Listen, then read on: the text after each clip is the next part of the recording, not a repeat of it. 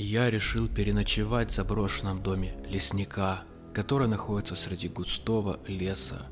С детства слышал историю о странном леснике, который бесследно исчез в огромном лесу много десятилетий назад.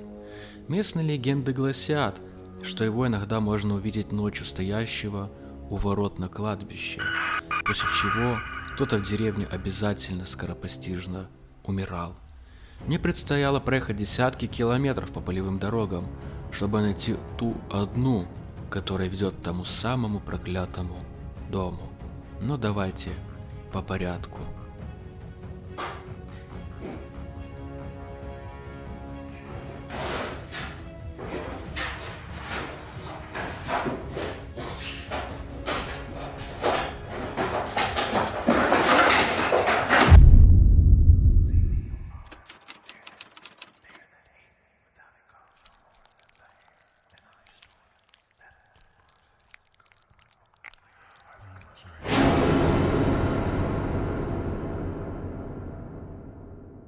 Наш мир пропитан тайнами.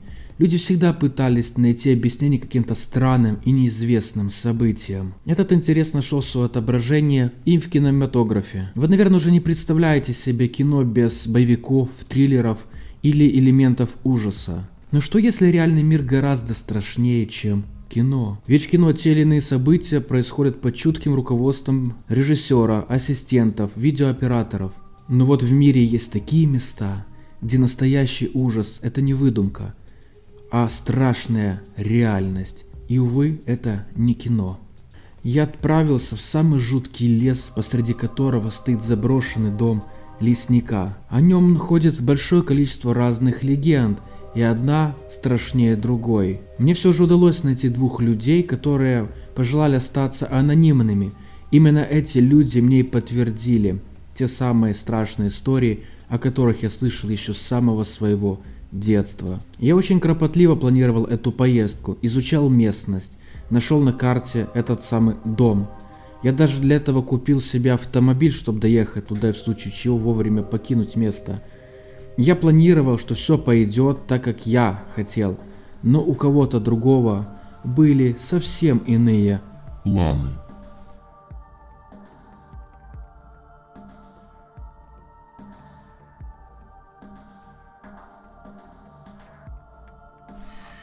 Привет, друзья, приветствую на канале Шульц Любопытный. Сегодня отправляюсь в один интересный лес, реально очень стрёмный, где абсолютно не ловит связь.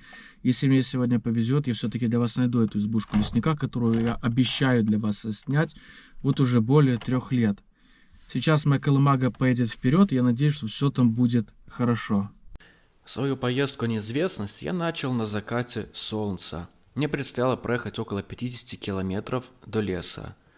Дорога проходила через полузаброшенные села, многие из которых уже покинули местные жители. Моя цель была доехать до леса, найти проезд в тот дом лесника и провести там ночь. Из средств защиты я взял с собой лишь перочинный ножик и перцовый баллончик, но в итоге я не успел его достать, чтобы воспользоваться. Этот самый обычный дом был построен в лесу еще во времена Советского Союза, может быть 50-е или 60-е года. Говорят, что в конце 80-х годов там жил лесник, старый дед, который поначалу особо ничем не выделялся. Но в какой-то определенный момент местные жители начали замечать, что он начал все реже и реже посещать село для того, чтобы купить продукты пропитания, ведь в лесу в осенне-зимний период выжить очень сложно. Несколько смельчаков отправилось к нему домой, но он, по слухам, их оттуда прогнал. После этого местные жители туда перестали ходить. Начались лихие 90-е, а об этом деде все давно забыли. Но в один прекрасный момент его начали замечать на местном кладбище по ночам. Говорят, что старик, умалишенный, ходил вокруг могил, что-то причитал, и только рано утром уходил обратно В лес. Все закончилось тем, что на том самом кладбище однажды нашли раскопанную могилу девушки, которая погибла именно в том самом лесу. Приехали следователи, милиция, приехали в ту избушку лесника, обыскали лес, но мужчину не нашли. До сих пор непонятно, что с ним произошло, куда он делся. Возможно, он погиб, возможно, его сожрал лесной зверь, возможно, он куда-то сбежал. Может быть, он совсем и не был сумасшедшим. Может быть, он был ведом какими-то злыми силами. Возможно, перешел дорогу бандитам. Никто об этом не знает. Но я хочу туда поехать и разгадать для вас эту тайну.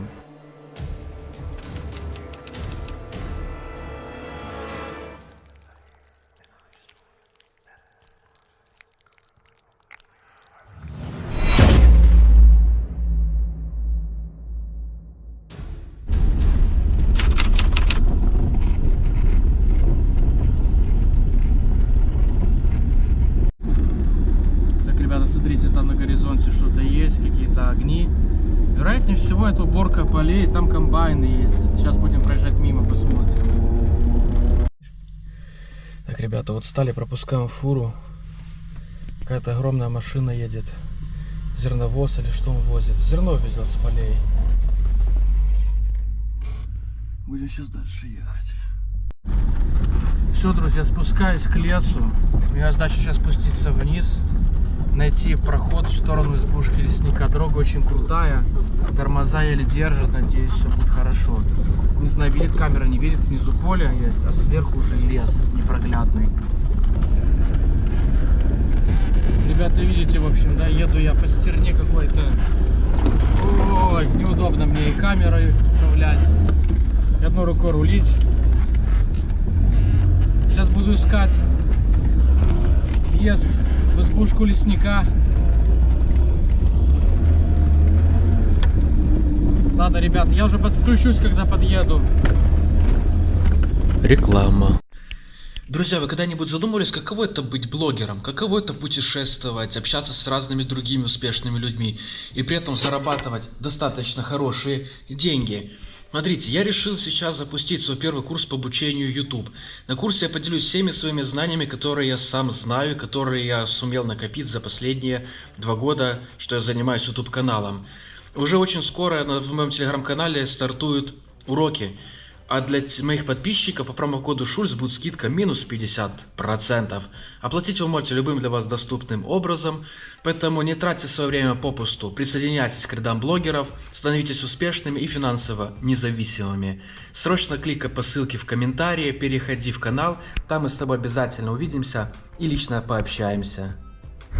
Так, ребята, в общем, вроде как вот это вот въезд у нас в избушку лесника. Сейчас я буду туда подниматься наверх. Тут колея, мы вот приехали оттуда вот сзади. Надеюсь, что все будет хорошо. Пожелайте нам, короче, удачи.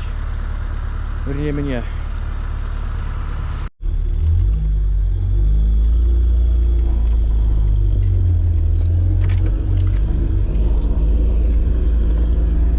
Так, друзья, поднимаемся наверх. Где-то тут должна быть въезд. Опа! Это что ли избушка лесника? Сейчас, секундочку. Опа-па. Так, друзья, una momento. Сейчас мы проверим, что это за место такое. Ой. Так, что-то не похоже это.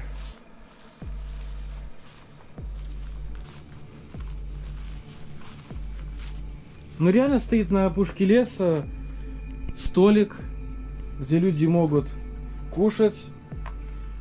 Какой-то, не знаю, что это.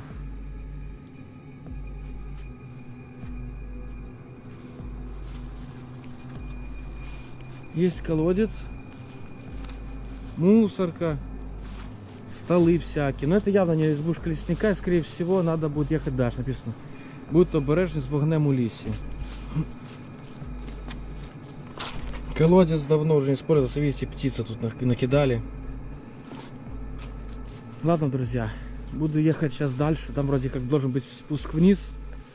И буду искать эту избушку. Так что, ребята,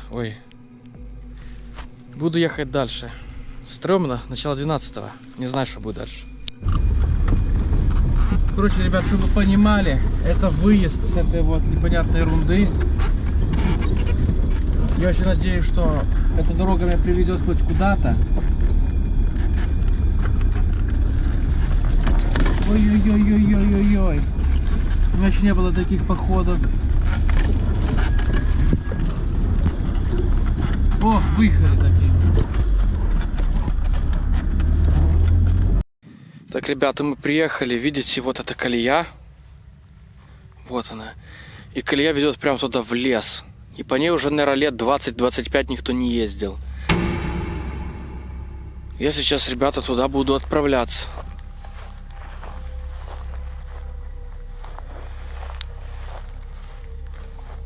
Вот колея, тропинка какая-то.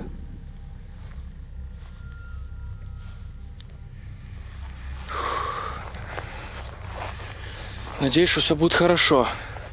Мне как-то не по себе, честно сказать. Я днем был в той избушке лесника, она действительно очень жуткая.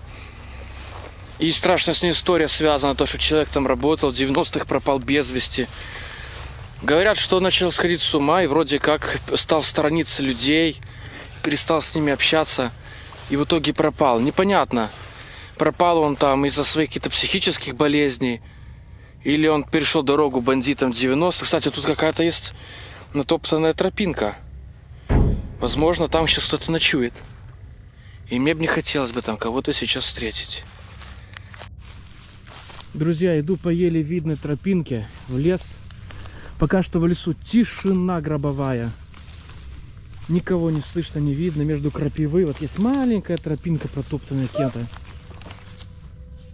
Может быть, это звериная тропа какая-то. Какие-то звуки непонятные. Птицы, наверное.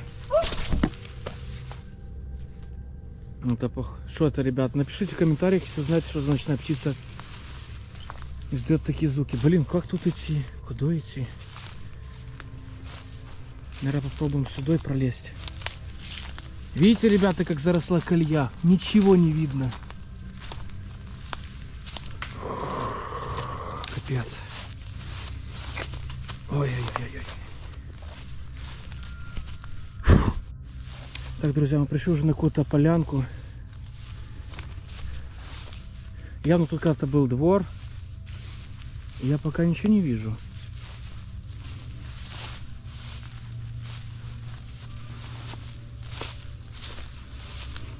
Терн растет, видите?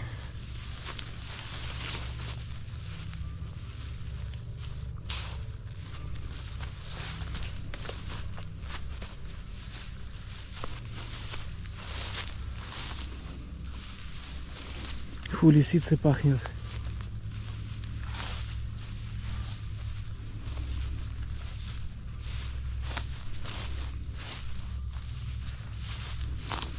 Опа! Смотрите, стены. Я, походу, пришел в этот дом. Дом лесника.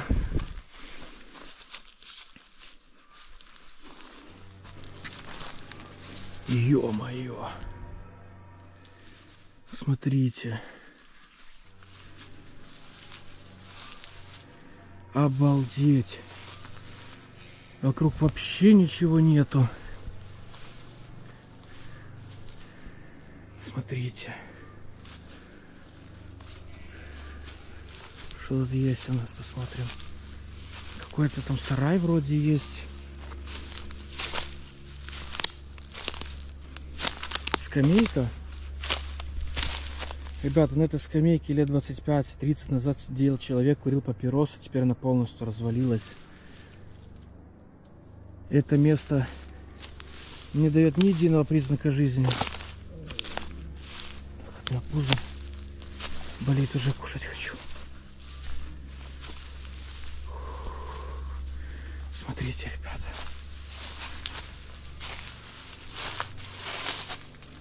Так, там есть стул, что-то стоит.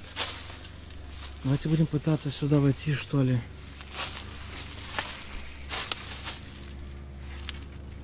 Ой-ой-ой.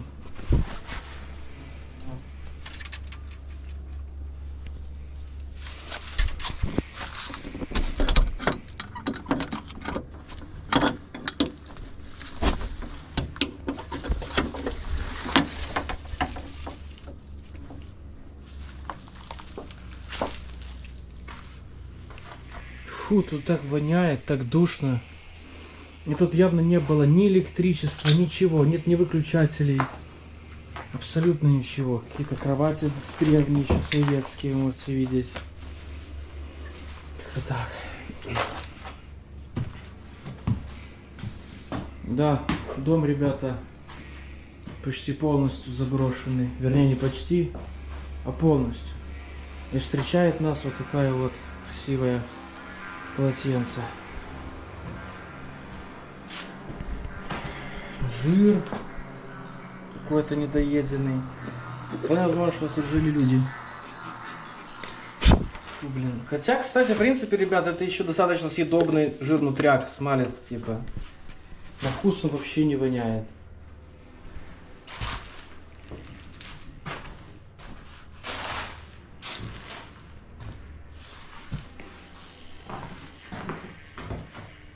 Печка разобрана, остались шворки, на которых покойный пропавший без вести лесник сушил свои вещи после похода по лесу. А вот свидетельство того, что тут давно никто не живет. Огромное сильное гнездо, ребят, которое разрушилось. Вот оно упало много лет назад. Вероятно, все даже жили какие-то шершни, есть такие большие коморы.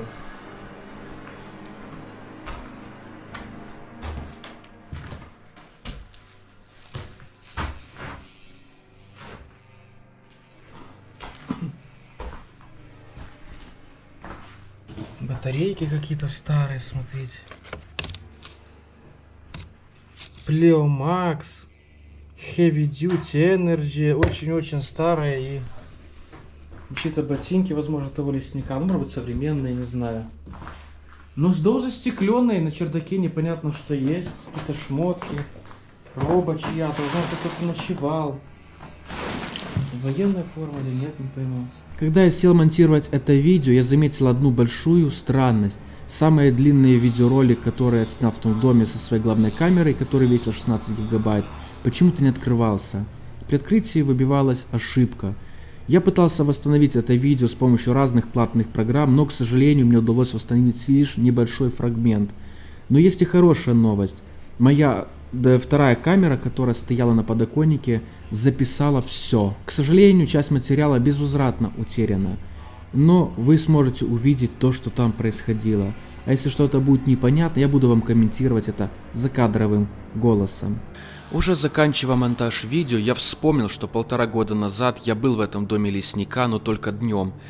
Я решил для вас подготовить несколько вставок с той самой съемки, где показана та самая комната, где я провожу время, а также показаны окружающие вокруг дома постройки. И сравнивая два видео, которые было записано 1,5 года назад и сейчас, я заметил одну незначительную, но при этом весомую странность. Лесника перестал общаться со своей семьей. В середине 90-х его уже редко кто видел в родной деревне, и в один прекрасный момент он просто-напросто Что тут происходило?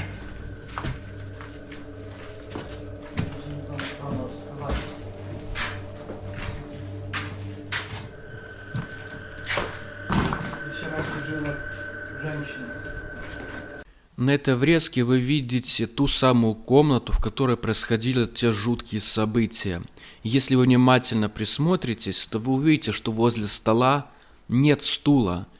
Но когда я пришел в этот раз, и есть кадр, как я заглядываю в комнату со стороны окна, возле стола стоит стул. Так, там есть стул, что-то стоит. Это означает, что за этот год там кто-то был, кто-то туда приходил, возможно, пил чай, либо же там некоторое время проживал. Бери, как говорится, и живи. Что, это хрящево? Це мило. А? Мило. Мыло. М? Даже дрова есть, правда, чугун сверху тут упер. Тут возле дома еще и гараж есть, все, что от него осталось. Вот стол. Развалины, больше ничего.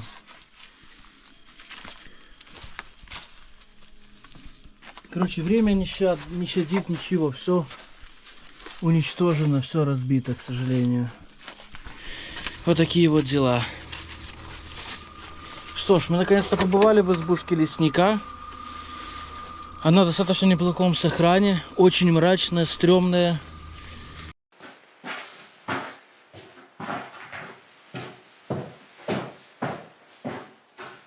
На этой съемке я использовал две видеокамеры. Одну я установил на подоконнике, которая снимала общий план. Другую же GoPro я брал с собой, и она снимала меня. Но, к сожалению, файлы с GoPro были утеряны. Поэтому внимательно слушайте и смотрите, что происходит на этой камере. Я буду вам закадровым голосом комментировать происходящее.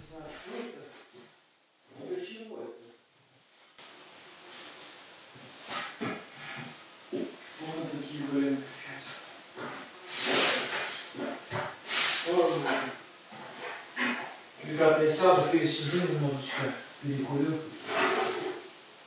Ну, тут мусор как будто, да, кто-то ел что-то, я не знаю, но тут реально люди ночуют. Растопилка есть, соль, сахар, огарки с печей. Так, друзья, давайте я вам сейчас расскажу историю более подробно про этого лесника, перекурю и пойду себе назад, потому что там сильно коммерция, да.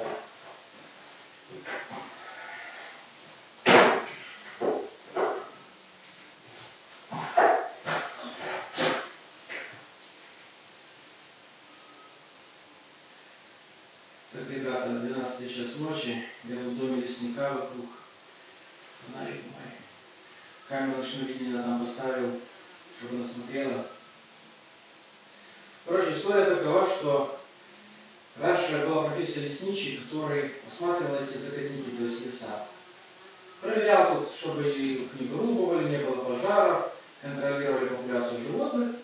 И после развала Советского Союза эта профессия начала упраздняться. Так вот, тут жил какой-то мужчина, который, как мне сказали, некоторое время до пропажи перестал общаться со своими односельчанами, перестал ездить в село, оставил там машину и начал тупо жить в лесу. И вот через некоторое время люди решили пойти его проведать, и оказалось, что тут вообще никого нет. Было все брошено, открыты двери, открыты окна, какая-то утварь была, но лесничий просто-напросто пропал напрочь. Говорят, пригоняли сюда каких-то там солдат, какие-то там поисковые работы делали, но вообще ничего не нашли, хотя не слишком уж большой. Что с ним случилось, куда он делся, непонятно. Может быть, он эмигрировал куда-то под таким вот прикрытием, может быть, пришел дорогу бандитам, а может быть, его свела на тот свет какая-то непонятная сила. Ведь это место действительно реально стрёмное.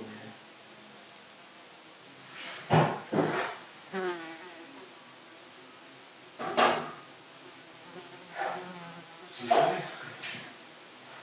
Слышали? Ребята, сейчас, секундочку, один фонарик. Это слышали? Там кто-то ловится. И я сидел на том самом стуле в комнате, держа перед собой камеру и рассказывал историю этого дома. И это хорошо записала вторая камера, и вы эту историю только что слышали. Я не сразу услышал шум приближающихся шагов. В самый последний момент за окном, за кустами, я увидел тусклый свет фонаря, после чего кто-то начал ломиться во входную дверь. Кстати, я ее закрыл на крюк, но вот этот вот крючок он сбросил, наверное, просунув в щель какой-то предмет, возможно, нож.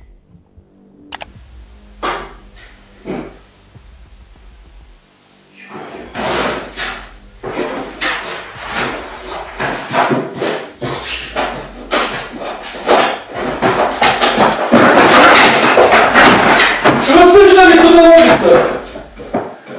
В дверь! Я камеру в карман кину.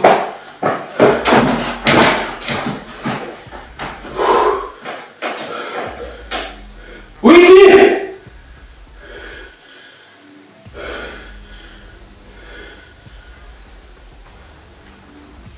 Кто это? Я не причину зла, я просто пришел сюда посмотреть. Я ничего не буду воровать. Я ничего делать не буду. Обещаю.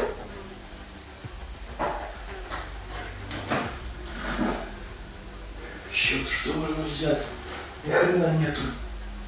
Ни палки, ни черта.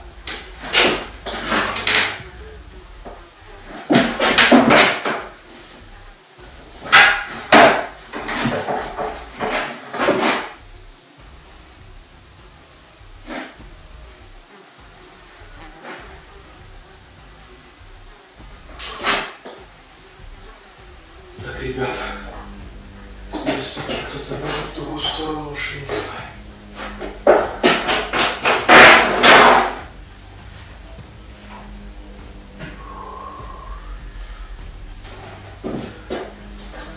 Из поврежденного видео на 16 гигабайт мне удалось восстановить лишь этот эпизод.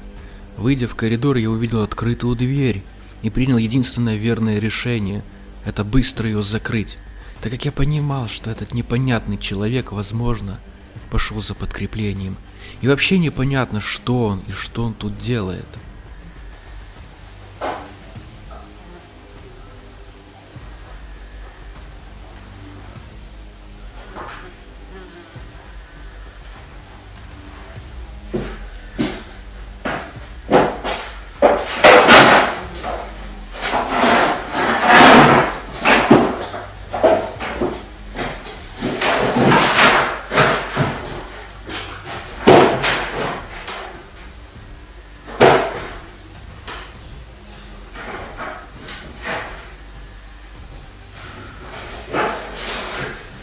Зайдя в комнату, я решил забаррикадировать дверь, поэтому искал подходящую ветку, чтобы просунуть ее под ручку.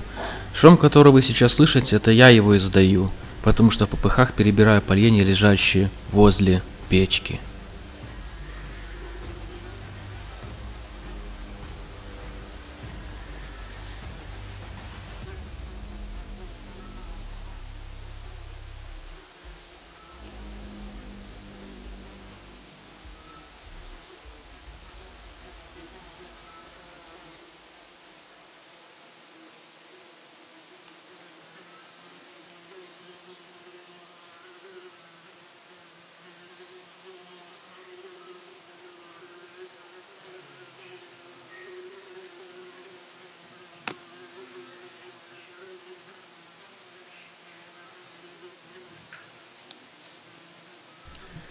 Зафиксировав дверь, я отключил фонарь и подошел к окошку.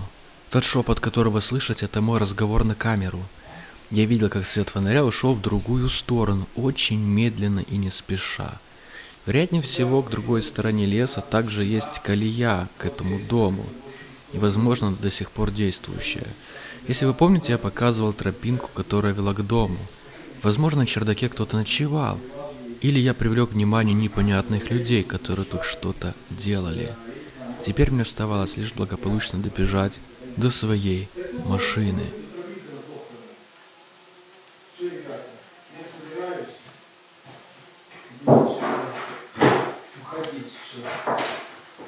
Какую-то палку выломали.